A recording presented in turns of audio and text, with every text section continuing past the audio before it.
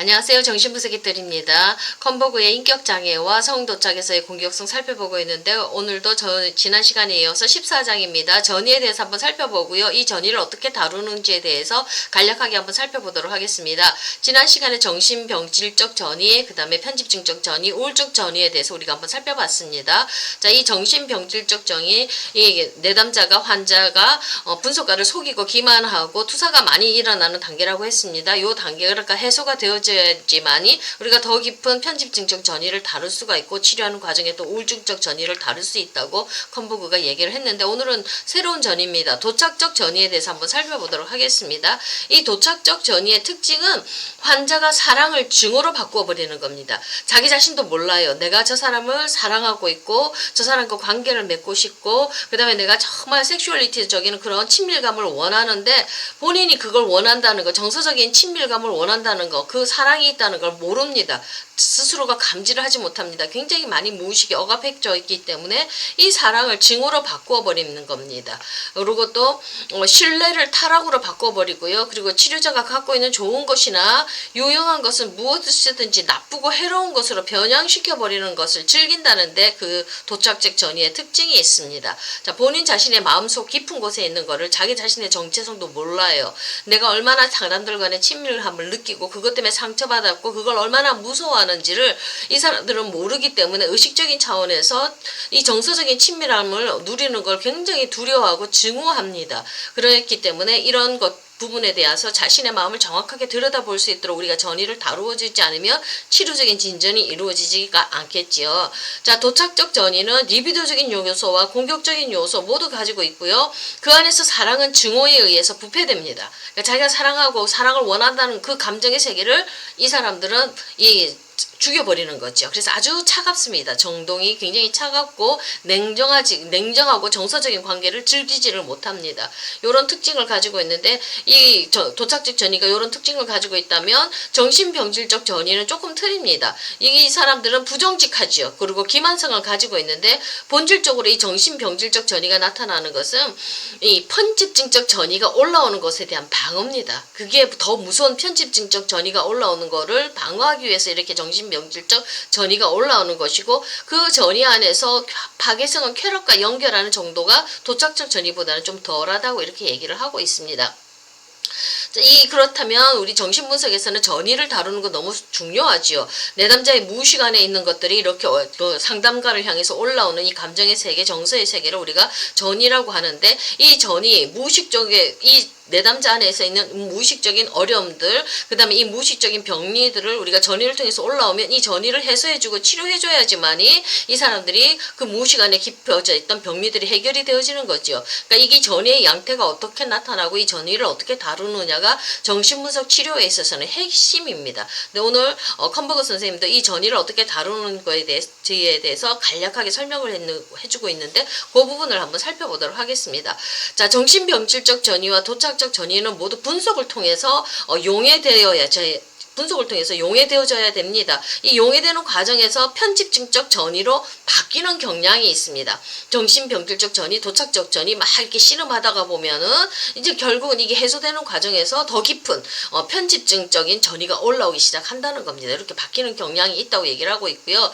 자, 일반적으로 자기애적인 전이도 편집적 전이로 바뀔 수가 있습니다. 그렇지만 자기애적 환자들 가운데서도 반사회적인 요소라든지 자아동조적인 어떤 공격성이라든지 이 편집증적 인격 특징이 발견되지 않는 그런 자기애적 환자의 전이는 이 자기애적 전이가 이렇게 용해되는 과정에서 직접적으로 편집증적 전이가 나타나지 않고 우울증적 전이로 바뀔 수 있다고 이렇게 얘기를 하고 있습니다.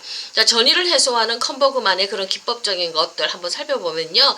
컨버그는 이제 치료 중에서 환자의 속임수와 이 투사가 지배적인 기간을 우리 정신병질적 전이라고 이렇게 얘기를 했지 않습니까? 자, 이렇게 환자가 이런 기만적인 태도, 속이는 태도를 보일 때는 더 깊은 어떤 정서적인 것을 탐색하기에 앞서서 그 전이를 상세하게 탐색하고 해석해서 이걸 해소해야지만이 더 깊은 치료로 들어갈 수 있다고 얘기를 하고 있습니다. 이 속이고 기만하는 것을 그대로 봐두면은 이걸 직접적으로 직면해서 이걸 해소를 하지 않으면은 앞으로 다가오는 모든 치료가 안 되죠. 치료적으로 침체가 되어지고 치료가 실패할 확률이 높기 때문에 이걸 반드시 다루고 넘어가라고 이렇게 얘기를 하고 있습니다. 근데 이게 힘들죠.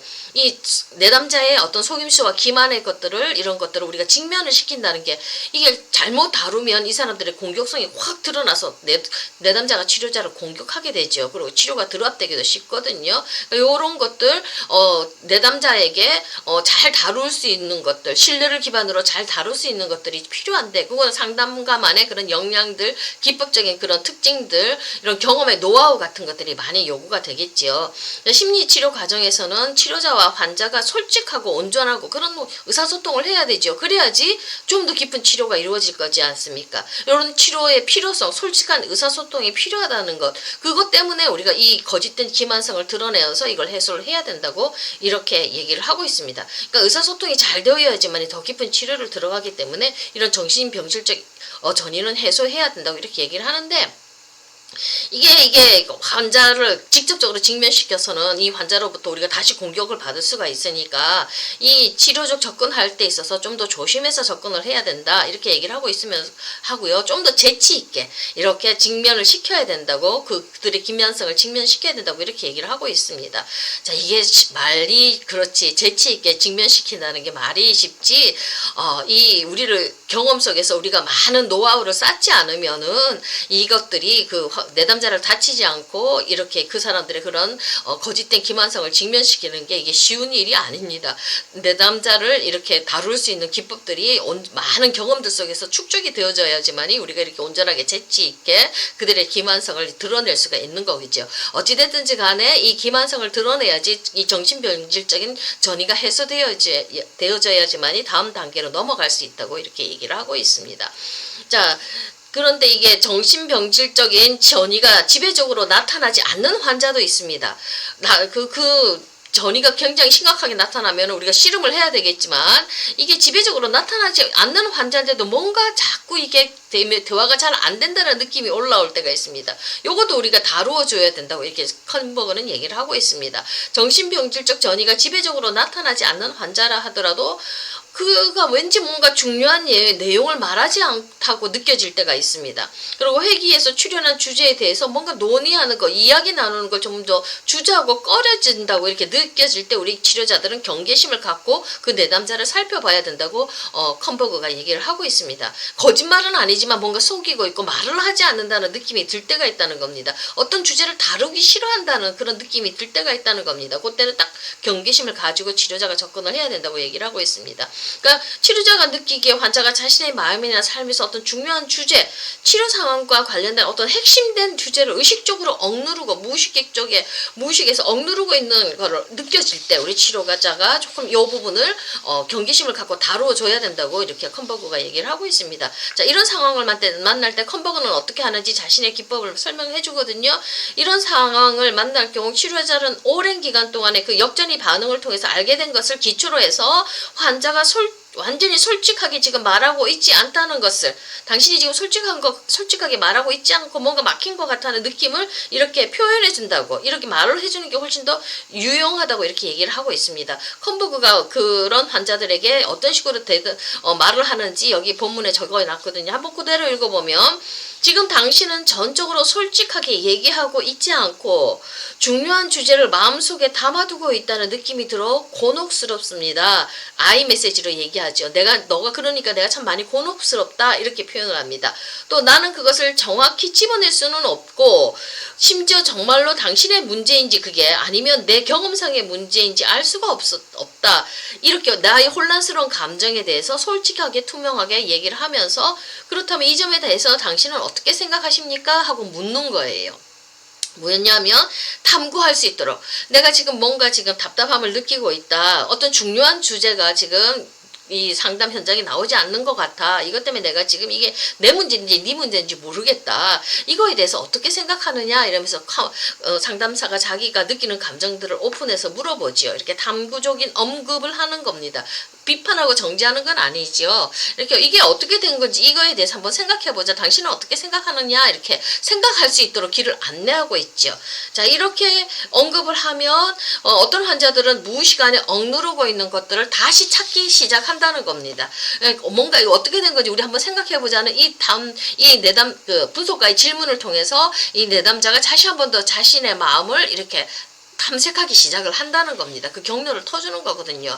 어떤 환자들은 자신이 정말로 어떤 내용을 말하지 않고 있다는 것을 인정하면서 그 이유 중에 일부에 대해서 말하기 시작하겠죠. 정신병질적인 문제를 가지고 있는 사람들은 아무렇지도 않다는 듯이 그 문제를 다루지 않고 넘어가겠지만 대부분 그런 어려움을 갖고 있지 않는 환자들은 그 문제에 대해서 고민을 하기 시작하고 내가 이렇게 말하지 않는 부분에 대해서 이거는 이렇게 말을 안 했다고 이렇게 솔직하게 고백을 하기도 하겠죠. 이러면서 그 사람들이 말하지 않는 부분에 대해서 스스로 탐색해서 말할 수 있도록 탐색적인 질문하는 것들이 요게 우리 컴버그 선생님이 보여준 약간의 기법적인 측면이 되겠습니다. 자, 간단히 말해서 전이에서 환자를 신뢰할 수 있는지 또는 치료자를 기만하고 있는지에 대해 치료자가 탐색적 질문을 던져야 된다는 겁니다. 그게 이제 그 막혀있는 전이를 이렇게 헤쳐나갈 수 있는 한 방법이라고 탐색적인 질문을 잘 던질 수 있도록 우리가 언어적인 훈련이 잘 되어져 있어야 되겠지요. 자, 그러면 이제 환자가 그것에 반응하면서 이 주제에 대해서 이제 탐색하기 시작한다는 겁니다. 전이에서 드러난 자기 파괴적인 경향들을 명료화하고 재해석해야 됩니다. 해석해야 되고 그것들이 환자의 삶 일반에서 어떤 의미를 갖는지 직면해야지만이 더 깊은 치료로 들어갈 수 있다고. 그러니까 뭔가 말하지 않는 것 같고 뭔가 막혀있는 것 같고 그런 거 치료자가 뭔가에 대해서 꺼려하는 것 같다고 이러면 그 부분을 뚫고 들어가야 되고 탐색하는 질문을 던져서 그 부분을 뚫고 들어가야지만이 더 깊은 전이 속에서 드러나는 문제를 만질 수가 있다고 우리 컴버그 선생님이 얘기를 하고 있습니다. 오늘은 여기까지 하겠습니다. 감사합니다.